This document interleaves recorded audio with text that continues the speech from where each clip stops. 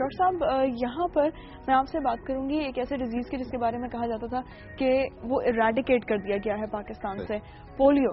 اور میں آپ سے سوال اس لیے کروں گی کیونکہ اندرون سندھ سے یہ خبر آئی ہے کہ وہاں پہ کیسز پولیو کے واپس میں شروع ہو گئے ہیں.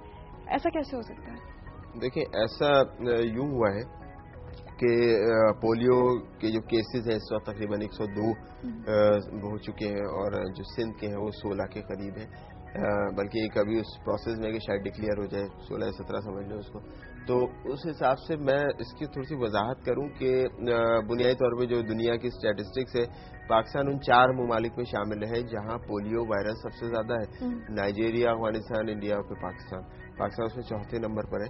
اور میں اس کے اندر یہ سمجھتا ہوں کہ ہمارے جو دعویٰ کہ polio free country, polio eradicated country, وہ یوں اچیو نہیں ہو سکا کہ آپ کی سرحدیں، میں خاص طور پہ اس پوائنٹ کو بڑا ہائی لائٹ کرنا چاہوں گا کہ ایسے 2 ممالک کے ساتھ ہیں جہاں 700 کیسز ہوتے ہیں پر ایئر. پھر اس کے بعد ایک ملک ایسا ہے کہ جس کو آپ 30 ایئرز لاسٹ 3 ڈیکیڈ سے وہاں سے مائگریشن ہوتی ہے آپ کے ملک کے اندر، کہ جہاں وہاں پہ اس ملک میں روٹین ایمیونائزیشن نہیں ہوتی افغانستان میں. پھر اس کے بعد وہاں پہ کوئی ایسا تصور نہیں ہے کوئی NIDs ہوتی ہوں.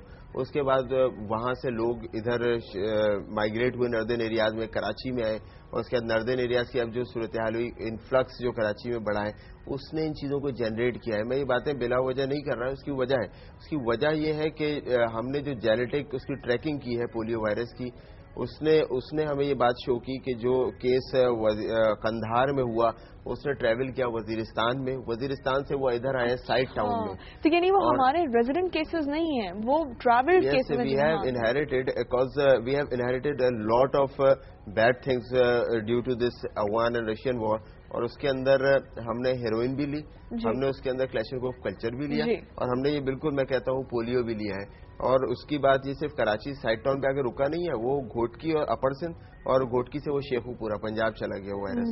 تو یہ جب صورتحال رہے گی کہ آپ کی سرحدوں سے لوگ ادھر ہوتے رہیں گے، پھر کراچی میں انفلکس بڑھتا رہے گا، تو آپ جتنے بھی NIDs کرا لیں، میں نہیں سمجھتا کہ اس طرح سے اس میں پازیٹیو آپ اچیومنٹس کر لیں گے. ہاں میں یہ ضرور کہوں گا کہ جہاں تک سندھ کی بات ہے کہ when I took charge in the month of May، جون تک ہمارے پاس جو ٹوٹل اسٹیٹسٹکس تھی پاکستان کی ٹوٹل کیسز تقریباً 15 تھے، اور سندھ ایک بڑی پرابلم کا شکار تھا کہ 10 تھے. پھر تھوڑا سا ہم نے کچھ UNICEF WHOs کے ساتھ بیٹھ کے بات کی، پھر اپنے آفیشیلس کے ساتھ بات کی کہ کس طرح سے ہم سرویلنس کو بڑھائیں، کس طرح سے اس کی جو کہنا چاہیے ایفیکیسی کو بڑھائیں. اس پہ بیٹھ کے پھر ہم نے کچھ steering committees, provincial committee, district task forces بنائی. تو اس سے جو اب ہم ریزلٹ ہوا، ہم نے اگلے 6 مہینوں جو پچھلے 6 مہینے گزر گئے اس میں ہمارے 5 کیسز آئے، اور پاکستان میں جو کیسز ہوئے وہ 87 ہیں. تو میں سمجھتا ہوں تھوڑی سی ہماری جو افیکٹو کوریج ہے اس نے اس چیز میں مدد دی ہمیں. میں نہیں، یعنی کہ اس کے باوجود میں سمجھتا ہوں کہ بہت بڑا خطرہ ہے، کسی بھی آؤٹ بریک سے مزید کیسز آ سکتے ہیں. اچھا ڈاکٹر صاحب، ہمارے پاس